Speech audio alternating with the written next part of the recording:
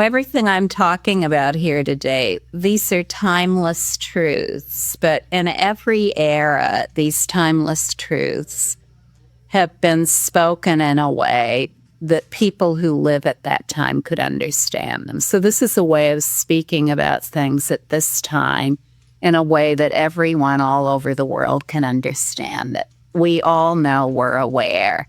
There's no one anywhere who can say, I'm not aware. So this is not an abstraction. It's a decisive experience that we have as human beings. We are aware. If we say the absolute or Dharmakaya or this or that, then that's kind of an abstraction. It's not really something we can decisively relate to our own experience of being human. But when we want to know about being human, we need to take it back to that about us by which we have knowledge of being human. And we have knowledge of being human by awareness. Without awareness, we wouldn't know we are.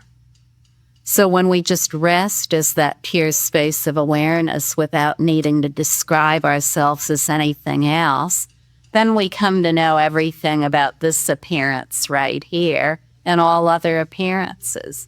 When we rest as the pure space of awareness and we see so conclusively that all points of view just appear within this awareness, but that we've never been caught up in them in any way, even if it seems that we have, then we know that about everybody else too. We know what troubles the world. We know it through our own direct experience, and through our direct experience, we see that it's true about everyone. In our own direct experience, we have an incredible upwelling of compassion that occurs when we see how we fooled ourselves for so long. We just feel a deep kindness for ourselves. And when we feel that kindness for ourselves, we feel it for others. Just like when we feel we're flawed, we feel everyone else is flawed. If we feel we need to be fixed, then we're certain everyone else needs to be fixed. When we have the decisive experience of our own flawlessness, we see that everyone is flawless. Everything is flawless. There's never been anything that's been flawed. And we don't need to set up these rigid structures of what's good and what's bad in order to tap into the wholesome goodness that's at the root of everything. The wholesome goodness of everything is not lost in descriptions and trying to build big piles of good and eradicate the bad. What is wholly positive and originally pure at the core is this absolutely spacious nature of everything. When we rest as that, we see how to bring everything to an excellent conclusion, so to speak. So if we're facing problems of any kind, we just know what to do about those really without even thinking about it. It just appears in sublime wisdom. Now, when all these belief systems and conceptual theories meet with sublime wisdom, then they're destroyed.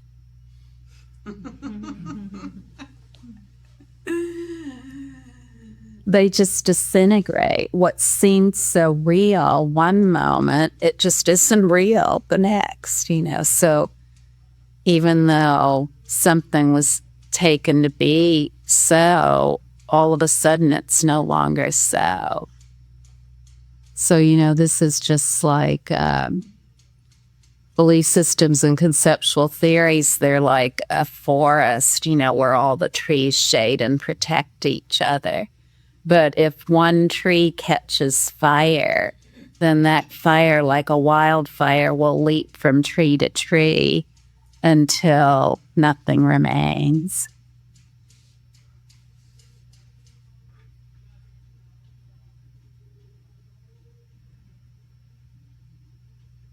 When the light of dawn opens up, darkness can't be found anywhere.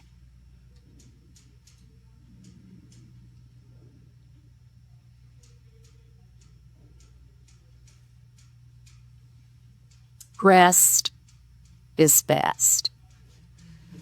Rest repeatedly for short moments many times until it becomes automatic. And if you don't want to do that, then just keep listening to what is being said here, and conviction will dawn bright and clear like the noonday sun. Really, there's nothing that need be done. Everyone already knows who they are, and there's no one who's excluded from that which has never taken up any extreme, like being either included or excluded. So there isn't any possibility that anyone could be excluded from the full-blown identity of wisdom, of complete primordial wisdom that is beyond the need of anything, beyond the need of any system or belief, no matter what it is, time and space, cause and effect, all these things we hold so dear. Space is dependent on nothing. It's absolutely dependent on nothing. And that's the case with everyone here. You're dependent on nothing.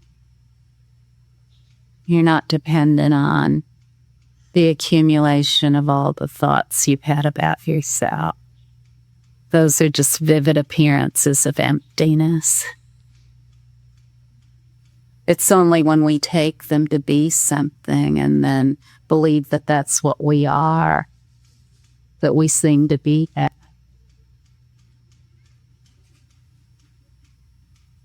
No matter how strong your belief about anything may be, just rest completely.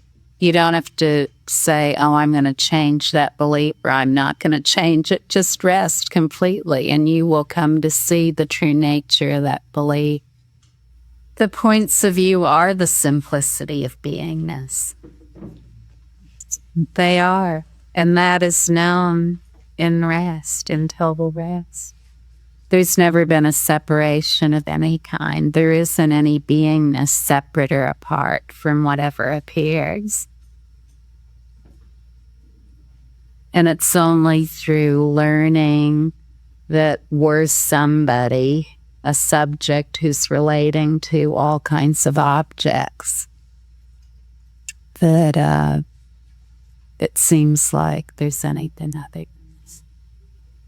When we just rest, we realize the subject and the object are equal. They're just points of view within basic space.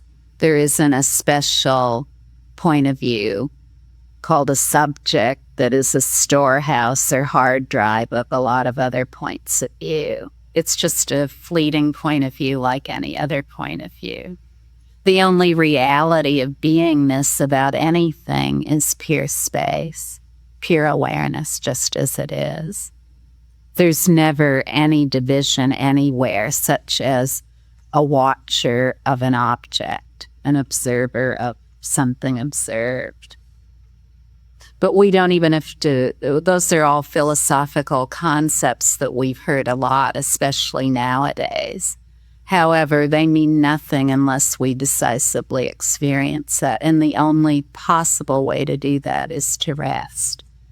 Because for many of us, the being somebody who is an individual with a personal identity and a subjectified existence is so strong, that point of view, that we just need to rest. We don't need to do anything about it. If we try to do something about being somebody, try to annihilate the personal identity, get rid of the ego, get rid of being somebody, we'll just be messing around with something that isn't there.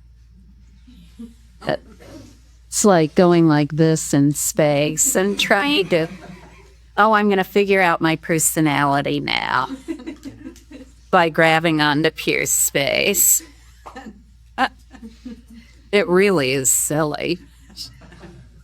But, we have to come to these conclusions for ourselves by just resting imperturbably. There's nothing that needs to be done about something that never existed in its own right. At first, rest is intermittent for most people. Very rarely does total rest come upon one, and that's it forever. That's very rare. For most in the beginning, it's intermittent, and then with repeated return to rest, it becomes automatic.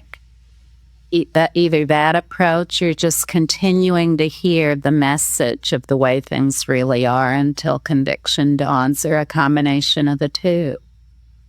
Just whatever it is for you, it's absolutely perfect. And then after the intermittent rest, it becomes permanent and there's no need to try to rest. And then the resting has a subtle quality that pervades all points of view, no matter what they are. And then that transitions into full-blown awareness that outshines all points of view. So there's no longer any division. Everything still is exactly as it is without any need to change anything or take up any point of view. However, there's no division. There's no division whatsoever, and there's the appearance of the potent benefit of tremendous wisdom that affects the world in a positive way.